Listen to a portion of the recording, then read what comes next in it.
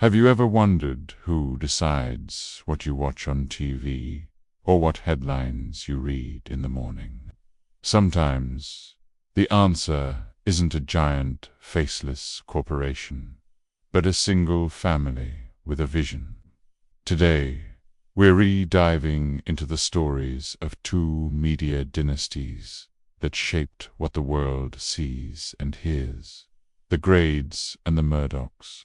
Their stories start in similar places, but end up worlds apart. Our first story begins in the bustling, crowded streets of London's East End. In the early 1900s, this was a place of hope and hardship for immigrants, including a Jewish family who had escaped persecution in Tsarist Russia. Their name was Winogradsky, but to fit into their new home, they changed it to something simpler, more British: Grade. The three Grade sons, Lou, Leslie, and Bernard, grew up poor, but were filled with ambition. Lou started his career not as a media mogul, but as a professional dancer. His natural showmanship soon led him to talent scouting.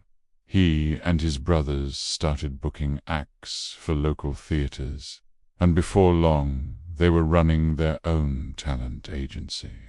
From the 1930s through the 60s, the Grade brothers became the kings of British entertainment. If you were a famous performer in post-war Britain, chances are you were represented by them. They had everyone from popular comedians and singers to the biggest film stars on their books. But Lou Grade wasn't content just managing talent. He wanted to create the entertainment itself. This was his big leap. He founded production companies like ITC Entertainment and ATV, which became hit factories. Remember the classic spy series, The Saint, starring Roger Moore, or the futuristic puppet adventures of Thunderbirds? Or how about the most sensational, inspirational, celebrational show on television, The Muppet Show? All of these were brought to the screen by Lou Grade. He took risks on creative people, most famously on a young puppeteer named Jim Henson, whose Muppets became a global phenomenon thanks to Grade's backing. The Grades transformed from small-time agents into international entertainment moguls. They proved that immigrants with drive and a love for showbiz could shape global culture. Their empire wasn't built on politics or ideology. It was built on a simple desire to make people watch, laugh, and enjoy. They built a media bridge between Britain and America, one great show at a time. Now let's travel half a world away, and a generation later. Another ambitious young man was starting his climb, but his target wasn't just entertainment. It was information, influence, and power. His name was Rupert Murdoch, born in Melbourne, Australia. In 1931, Rupert came from a newspaper family. His father, Sir Keith Murdoch, was a respected journalist and newspaper owner. When Keith passed away in 1952, a 21-year-old Rupert inherited the family's small Adelaide newspaper, The News.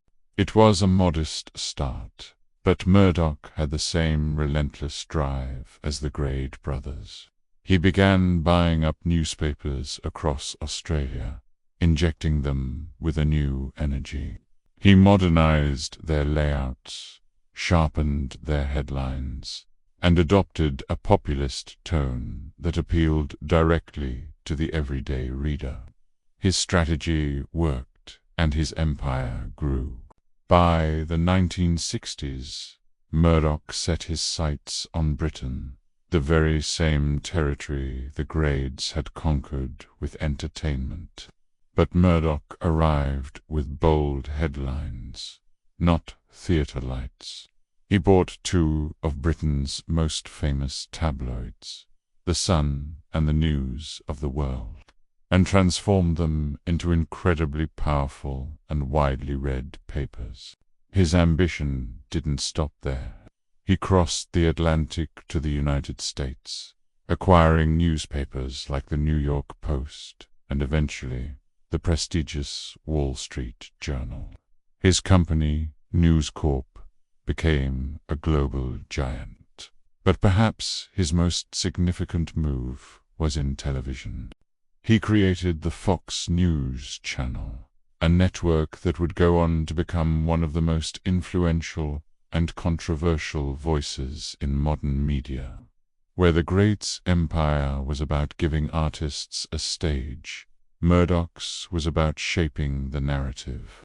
His media outlets often reflected his personal and political viewpoints, demonstrating how media ownership can directly influence public discourse and opinion.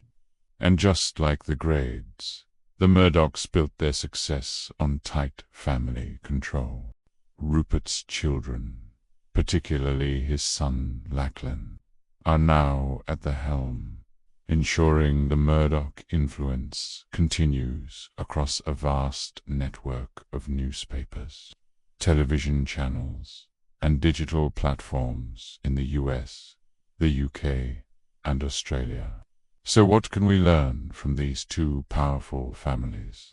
Both the Grades and the Murdochs started with an outsider's hunger to make their mark. Both began in relatively small corners of the English-speaking world, the working-class East End of London for the Grades, and the quiet city of Adelaide for the Murdochs. And both used incredible personal drive, risk-taking, and family unity to build global empires from the ground up. Both diverge in a crucial way. The Grades became masters of entertainment. Their legacy is one of creativity, imagination, and mostly apolitical fun. They wanted to fill your living room with joy. The Murdochs, on the other hand, became masters of information and opinion. Their legacy is political, ideological, and deeply woven into the fabric of public debate. They wanted to shape how you see the world. The thread connecting them is clear. Both families proved that in our modern world, immense media power can start in a single family home. It can grow from a small local business until it touches the minds and viewing habits of hundreds of millions of people across the globe. Their stories are a powerful reminder of the responsibility that comes when a single family shapes what we all see, hear, and believe. Thanks so much for watching. If you found this story interesting, be sure to hit that like button and subscribe for more deep dives into the people who shape our world. See you next time.